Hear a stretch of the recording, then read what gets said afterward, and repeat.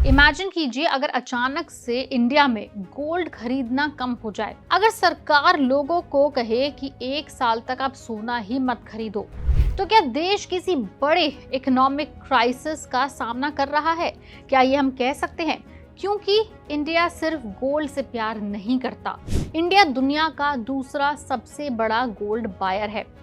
हर साल लाखों डॉलर का गोल्ड बाहर से आता है और अभी हालात ऐसे बन चुके हैं कि यही गोल्ड इंडिया की इकोनॉमी पर भारी भी पड़ रहा है।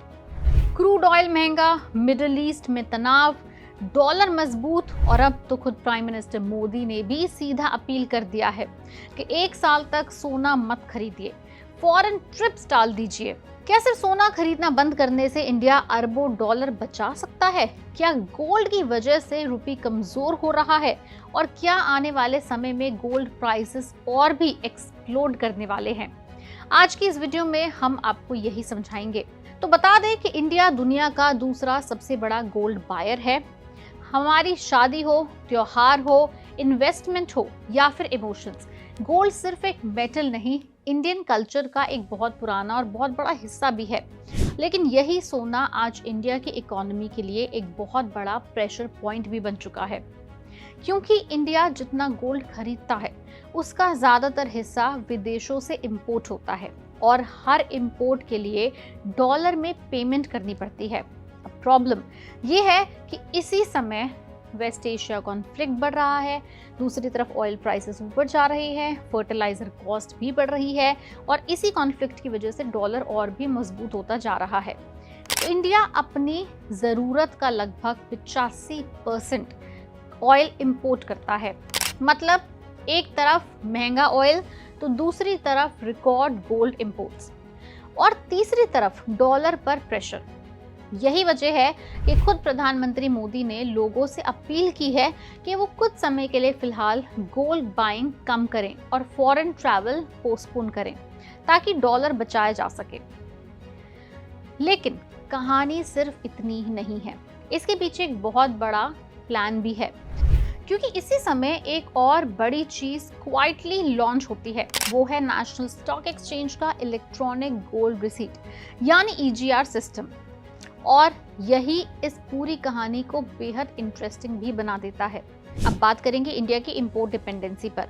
पहले समझते हैं कि आखिर इतना प्रेशर क्यों आ रहा है। तो बता दें कि फाइनेंशियल ईयर 26 में इंडिया का टोटल इंपोर्ट बिल लगभग 775 बिलियन डॉलर तक पहुंच गया और इसमें सिर्फ 4 चीजें ही 240 बिलियन डॉलर से ज्यादा की खरीदी गई। नंबर 1 क्रूड ऑयल लगभग 135 बिलियन डॉलर्स, इसके बाद gold 72 billion dollars, third vegetable oil 19.5 billion dollars, fertiliser 14.5 billion dollars. यानी सिर्फ गोल्ड अकेले इंडिया के पूरे इंपोर्ट बिल का लगभग 10% से ज्यादा है। अब सोचिए, जब कोई इंडियन गोल्ड खरीदता है तो असल में एक इंपोर्टर मार्केट से डॉलर खरीदता है ताकि विदेश से गोल्ड लाया जा सके। मतलब अगर ज्यादा गोल्ड खरीदा गया तो ज्यादा डॉलर की डिमांड बढ़ेगी, जिसका मतलब ये भी है कि ज्यादा डॉलर डिमांड बढ़ेगी तो रुपी और कमजोर होता चला जाएगा और रुपी कमजोर हुआ तो उसका असर हर चीज पर पड़ता है, ये हम जानते हैं। पेट्रोल महंगा होता है, इंपोर्टेड इलेक्ट्रॉनिक्स महंगे होते हैं, महंगाई, ओवरऑल इन्फ्लेशन बढ़ती है, RBI पर प्रेशर भी बढ़ता है। अब गोल्ड कैसे बन गया डबल प्रॉब्लम, ये समझते हैं। यहाँ सबसे इंटरेस्टिंग चीज है कि वॉर और ग्लोबल टेंशन के समय गोल्ड की डिमांड अक्सर और बढ़ जाती है। क्यों? क्योंकि पूरी दुनिया गोल्ड को एक सेफ हेवन एसेट मानती है। ये भी पुराना चला आ रहा है। जब स्टॉक मार्केट्स डरते हैं तब करेंसी कमजोर होती है या वॉर का डर होता है तो लोग गोल्ड खरीदना शुरू करते हैं और यही इंडिया के लिए डबल प्रेशर क्रिएट करता है। पहला प्रेशर कि ऑयल महंगा हो जाता है, दूसरा प्रेशर गोल्ड भी महंगा होता है और साथ ही साथ इंपोर्ट ज्यादा होने लगता है। यानी डॉलर आउटफ्लो में हमें दोनों तरफ से दुगनी मार पड़ती है और यही वजह है कि गवर्नमेंट अभी एक तो प्रिवेंटिव स्ट्रैटेजी पर काम कर रही है। इंडिया की फॉरेक्स पोजीशन को भी मजबूत करना ज़रूरी है।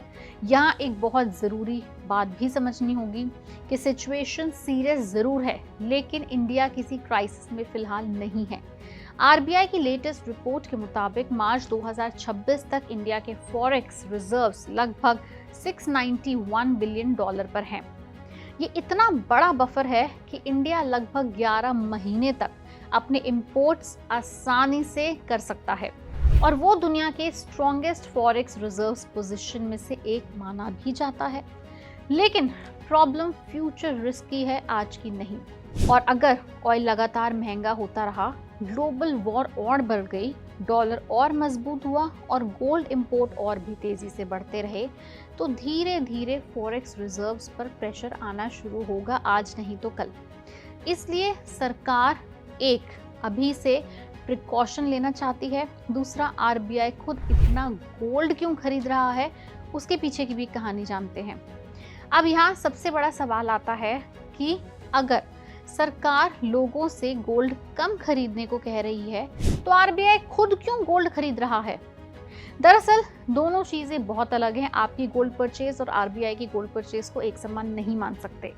आरबीआई गोल्ड को स्ट्रैटेजिक रिजर्व की तरह खरीदता है। मार्च 2026 तक इंडिया के पास लगभग 880 मेट्रिक टन्स गोल्ड रिजर्व है।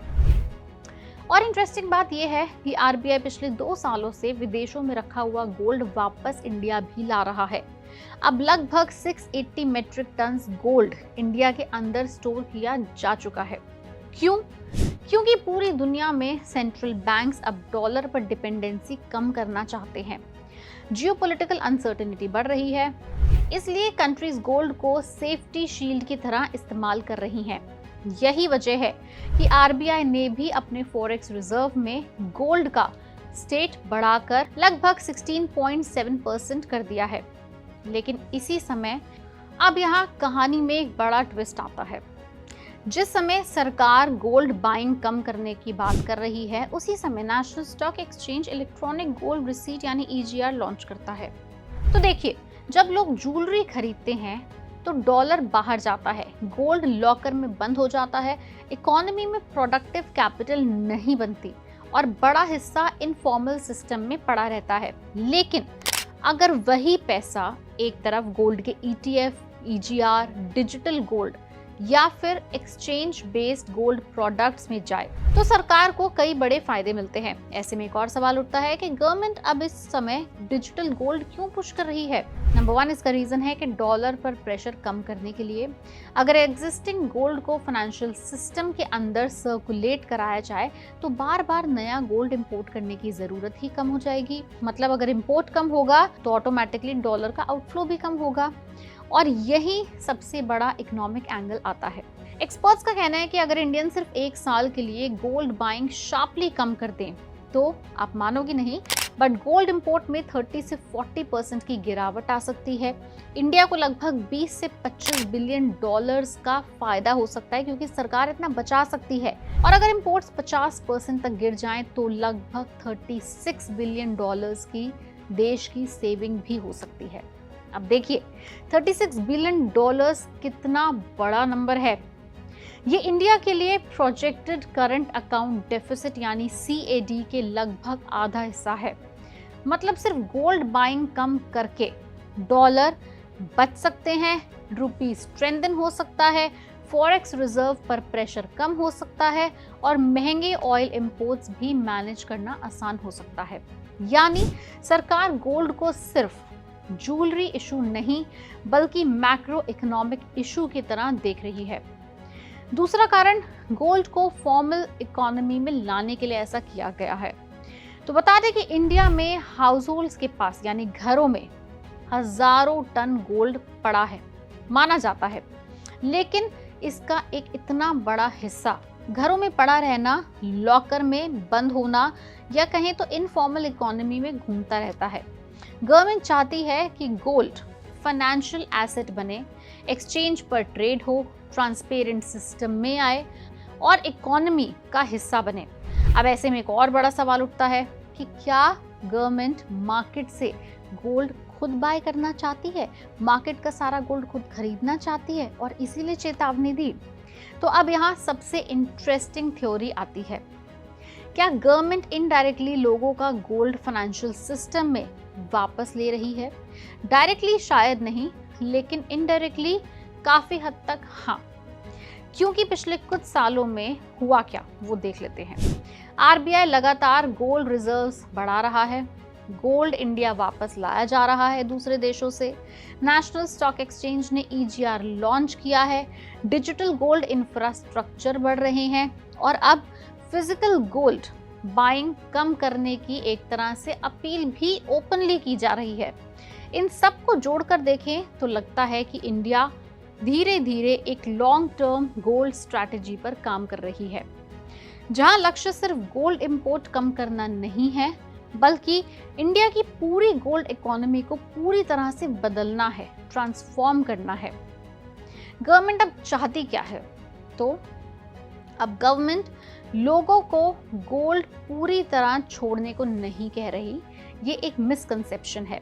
असल में संदेश ये है कि फिजिकल गोल्ड की जगह आप फाइनेंशियल गोल्ड को चुनें, जैसे कि gold ETF, electronic gold receipt NSE की, digital gold, SIP based investments. क्योंकि जब आप ये ईटीएफ या ईजीआर खरीदते हैं तो पैसा इंडियन फाइनेंशियल सिस्टम के अंदर रहता है, देश के बाहर नहीं जाता। लेकिन जब आप इंपोर्टेड ज्वेलरी खरीदते हैं या फिजिकल गोल्ड खरीदते हैं तब डॉलर देश से बाहर जाता है। इंडिया के घरों में मौजूद गोल्ड की वैल्यू कई ट्रिलियन डॉलर मानी जाती है। अगर यही गोल्ड फाइनेंशियल सिस्टम में आ जाए तो शायद इंडिया को उतना गोल्ड इंपोर्ट ही ना करना पड़े। तो आप में से जितने भी लोग ये समझ रहे हैं कि पीएम ने गोल्ड बाइंग के लिए मना किया है, इसका मतलब कुछ समय में मार्केट से गोल्ड गायब होने वाला है, सरकार खुद सारा सोना खरीद लेगी, तो ऐसा बिल्कुल भी नहीं है। ये एक बहुत ही प्री प्लान्ड और कैलकुलेटिव मूव है, जिसमें आपको देश की मदद करने के लिए बोला है, आर्थिक स्थिति यानी इकोनॉमी की मदद करने के लिए बोला है। सिर्फ एक साल फिजिकल गोल्ड ना खरीद के डिजिटल गोल्ड्स की तरफ ट्रांसफॉर्म करने के लिए बोला है। आपका क्या मानना है? क्या आप भी इस अपील से प्रेरित होकर फिजिकल की जगह डिजिटल गोल्ड पर स्विच करेंगे या नहीं? हमें नीचे कमेंट सेक्शन में लिख के जरूर बताएं।